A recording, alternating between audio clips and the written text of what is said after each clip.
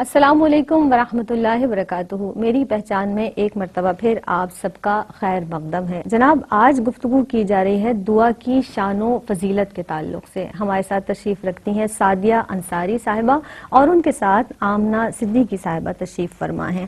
جس طرح سے دعا کی شان و فضیلت کے تعلق سے گفتگو کی گئی، آداب ہم نے سیکھے، کیسے مانگنا ہے اس رب سے، کیا طریقہ ہے، کیا سلیقہ ہے، کیا قرینہ ہے اس رب سے مانگنے کا، یہ ارشاد فرما دیجئے سعدیہ انصاری صاحبہ کہ اپنے اکابرین کے جیسا اب علماء اکرام یا بزرگان دین سے جو دعا کے لیے کہنا ہے، ہم کہتے ہیں نا کہ آپ ویسے بھی ہم لوگوں سے کہتے ہیں، عام لوگوں سے بھی کہتے ہیں کہ ہمارے لیے دعا کیجئے، اپنے اکابرین اور علماء اکرام سے دعا کے لیے کہنا کیسا ہے؟ زینب، بالکل جیسا سے گفتگو ابھی تک ہوئی ہے کہ ظاہر ہے جو زیادہ زہد والے ہیں، تقوی والے ہیں، جو زیادہ علم والے ہیں، ان سے یا جو زیادہ جانتے ہیں کہ کس طرح سے دعائیں کی جاتی ہیں، جن کی محفلیں ہوتی ہیں، علماء ہیں، اکابرین ہیں، جو بھی ہیں، یہ ایک تو یہ ادب کی بات ہوتی ہے کہ آپ اپنے بڑوں سے دعا کے لیے کہیں۔ دوسرے یہ کہ حقیقت یہ ہے کہ جو جتنا زہد و ورع والا، جو جتنا تقوی والا ہے، اس کی ایک دعا یا اس کی ایک آمین سے سب کی دعائیں جو ہیں وہ اللہ کی بارگاہ میں قبول ہوتی ہیں۔ یہ وہ لوگ ہیں کہ جو اللہ کو ہر وقت اپنی نظر میں رکھتے ہیں۔ اللہ تبارک و تعالیٰ فرماتا ہے میں اپنے بندے کے گمان کے مطابق ہوتا ہوں۔ اگر وہ مجھ پر یقین رکھتے ہوئے اور یہ سوچتے ہوئے کہ قبول ہوگی تو وہ مانگے گا۔ تو یہ لوگ جو ہے جب ان کے ہاتھ اٹھتے ہیں نا تو اوپر سے ابھی سوال نہیں ہوا تو رحمت برسنا شروع ہو جاتی ہے۔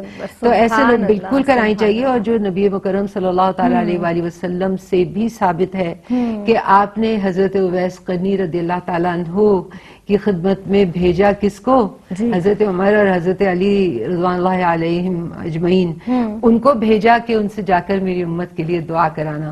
تو یہ تو سنت رسول صلی اللہ تعالیٰ علیہ وآلہ وسلم ہے۔ پھر حضور پر نور علیہ السلام نے سیدنا عمر فاروق رضی اللہ تعالیٰ عنہ سے بھی، ابو داؤد کی حدیث مبارکہ ہے کہ میرے بھائی ہمیں اپنی دعاؤں میں نہ بھولنا، یاد رکھنا۔ یہ بہت پیارا طریقہ ہے بالکل۔ اور یہ بھی میں بتا دوں کہ دعا جب مانگنے کے لیے کہا تو وہ قرض ہو جاتی ہے۔ تو پھر اگر آپ کو بہت سارے لوگوں کے نام نہیں یاد یا بہت ساری چیزیں، تو اللہ کی بارگاہ میں یہ پیش کر دیں کہ جن جن لوگوں نے مجھ سے دعا کے لیے کہا ہے، اللہ تبارک و تعالیٰ ان سب کی دعاؤں کو اپنی بارگاہ میں قبول فرمائے۔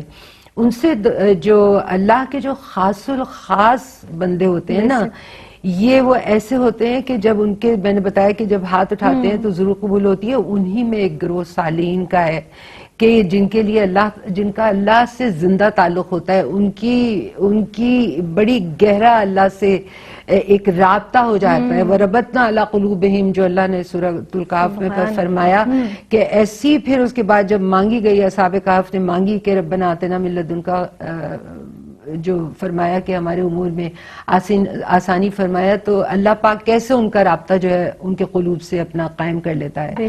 بخاری شریف کی حدیث ہے کہ جس کے اندر سب بہت معروف حدیث ہے کہ ایک بندہ اپنے فرائض تو بے شک بہت ادا کرتا ہے، نوافل کے ذریعے وہ میرا قرب حاصل کر لیتا ہے۔ تو یہ نفلی عبادات کرنے والے ہیں یہ سارے، کہ جن سے آپ جب مانگیں تو وہ اللہ تبارک و تعالیٰ، بہت سے ایسے ان میں جن کے کان بن جاتا ہے، جن کے ہاتھ بن جاتا ہے، جن کے، تو وہ ہاتھ جب اٹھاتے ہیں تو جیسے میں نے کہا کہ وہ رحمت برسنی شروع ہو جاتی ہے۔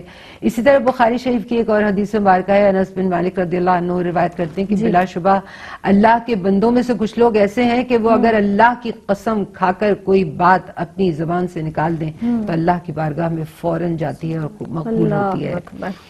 اور پھر مسلم شریف کی حدیث مبارکہ ہے کہ ایک مسلمان دوسرے مسلمان کے لیے اس کے پیٹھ پیچھے جب دعا کرتا ہے تو ایک فرشتہ جو ہے اس دعا کرنے والے کے پاس ہوتا ہے، اور وہ پھر دعا کر رہا ہوتا ہے اس بندے کے لیے جو دعا کر رہا ہے، تو وہ اس کے لیے دعا کر رہا ہوتا ہے کہ اللہ تیری بھی ہر حاجت پوری کرے اور تیرے لیے بھی یہ دعا اللہ تبارک و تعالیٰ اپنی بارگاہ میں قبول کرے۔ تو دعا کرنے والے کے سر پر وہ جو فرشتہ مقرر کس نے کیا، اللہ تبارک و تعالیٰ کتنی محبت کرتا ہے اپنے بندوں سے کہ ایک مسلمان کے دوسرے مسلمان کی حق میں جو دعا ہے وہ کس قدر اہم ہے کہ وہ ہر حال میں قبول ہوتی ہے۔ تو اس لیے ہم سب کو ایک دوسرے کے لیے دعاؤں کا کہنا، دعائیں مانگنا ایک دوسرے کے لیے، سب کل امت مسلمہ کے لیے بہت ضروری ہے کہ ہم یہ یاد رکھیں کہ وہ فرشتہ جو اللہ نے رکھا ہوا ہے تعینات، وہ پھر وہی دعا ہمارے لیے بھی کرے گا. کر رہا ہے. ہم اپنے تو والدین ہم سے بھی فرشتوں کہتے کو بھی دعا میں اپنی شامل کر لیتے ہیں. سبحان اللہ سبحان اللہ.